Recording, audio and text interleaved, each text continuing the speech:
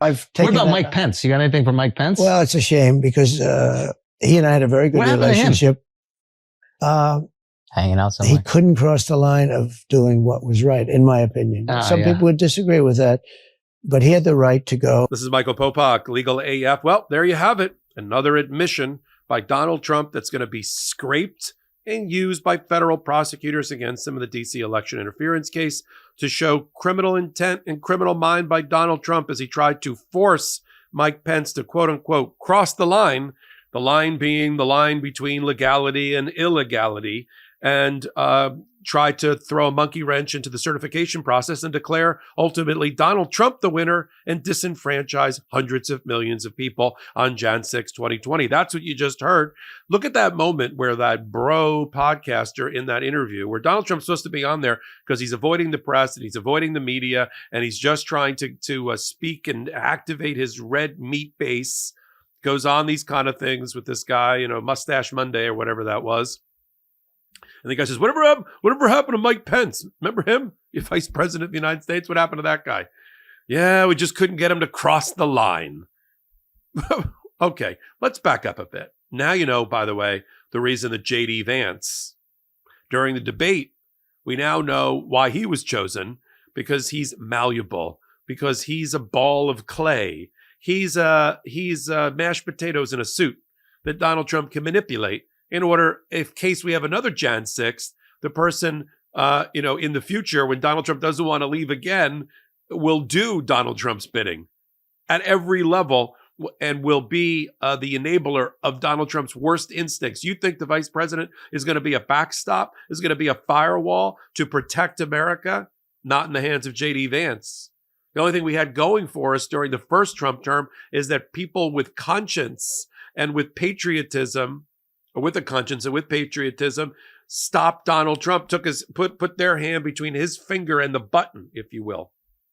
People like General Mattis, people like, his chief of staff, who was a former general as well. People like General Milley, all the generals that Donald Trump surrounded himself with. He was like collecting generals, like it was a Burger King glass collection. Collect all 8. Thank God those generals were like, this guy is a lunatic. There's movies made about this that were made in the 60s and 70s. And I was like, that'll never happen. Burt Lancaster will never, as the general, try to take over America. We just saw it. And so thank God these people were around him. They didn't exercise the 25th Amendment to take Donald Trump out as being, unwell, unfit. But they were close. And they did a lot of things behind the scenes to stop him. Who's going to stop him now? A cabinet filled with Heritage Society, Federalist Society selected, Leonard Leo selected people. Donald Trump's not even going to know half these people. They're going to be shoved down his throat by the Federalist Society and by the Heritage Foundation and by Leonard Leo. All right? That's what his presidential transition team is doing. They're using a database created by the Heritage Foundation and their Project 2025 initiative. So he'll have only toadies, sycophants, and bootlickers around him, period. And now we know what he wanted to do. And the reason I love that clip is because, as I've said before, Donald Trump is continuing to create and manufacture new evidence against him. He might as well just type at the bottom of that video clip, Exhibit A. Because I'm telling you, the prosecutors like Jack Smith have teams of people, young lawyers and paralegals. All they're doing all day is scraping the internet and video clips like that, and rally comments and social media posts by Donald Trump, and have them ready. He is continuing to make new evidence. The investigation is not over until the trial is over. The investigation, the prosecution runs parallel. That's something Donald Trump has never gotten through his thick skull, right? And so when he says, couldn't get him over that line, let's talk about the line. As we know from the superseding indictment against Donald Trump, and if we didn't know it from that, from the Georgia indictment of Trump, and if we didn't know it from that, from the 165 pages just filed by Jack Smith that's now revealed to the public, we know that the Jan 6 and the pressure campaign on Mike Pence, led by Trump, Giuliani, Bannon, Ken Chesebro, and Mike Roman and others, to try to get Mike Pence to be part of the conspiracy. to, as the president of the Senate, not certify the election, give them more time, let them file more lawsuits, let them try to throw it. Ultimately, this is the scary part people sometimes miss. If they can't figure out the electoral count, which is what they wanted Pence to do, they want him to go, can't figure it out. Too many competing slates of electors, one fake, one real. Throw it over to the states, throw it over to Congress. So Congress, by state delegation, picks the president, and there are more red state delegations than blue states. That's the way around the electoral college count. The electoral college assigns to each state based on their number of their Congress people, their districts, and +2 for each senator, electoral votes, which means it's weighted towards larger states. That was one of the compromises when America got put together. We came out of the Confederacy, came out of the Confederation, and made it a United States. Have you heard about NAD+?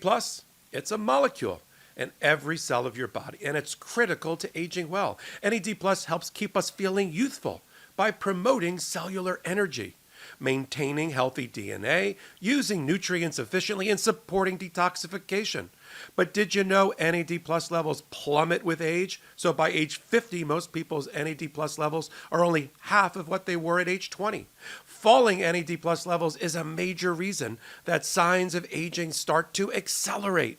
Luckily, science has discovered a way to boost your NAD+ levels up to 50%. It's called Qualia NAD+, a groundbreaking supplement from Qualia. Many doctors and health experts over age 30 use Qualia NAD+ themselves. And I'm proud to have them sponsor this podcast because their pioneering research and life-changing nutritional formulas are transforming how well people can age. Look, I want to feel decades younger than my actual age, especially with my 4-month-old daughter in the house. That's why I'm staying at the cutting edge of aging research and boosting my NAD+ levels with Qualia NAD+. Qualia NAD+ is a huge part of how well I age and putting it in my control. NAD+ is a large molecule that struggles to be bioavailable if you just supplement it directly. That's why Qualia NAD+ supports NAD+ the right way by including ingredients called NAD+ precursors that your body can convert into NAD+ to boost your body's own NAD+ production up to 50%. And boosting your body's NAD+ production takes a full understanding of how it is created.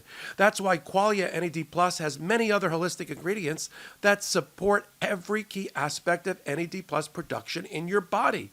And get this, Qualia NAD+ is clinically tested and naturopathic doctor formulated. I've been using Qualia NAD+ for about 6 months now. And I'm experiencing energy levels and vitality that I thought I'd never feel again. I had zero idea how much NAD+ levels played in making me feel tired and run down and, well, feel my age. Nutritional science is reaching the point where someone 50 or 60 can feel 30 or 40, but only if they take advantage of these scientific breakthroughs.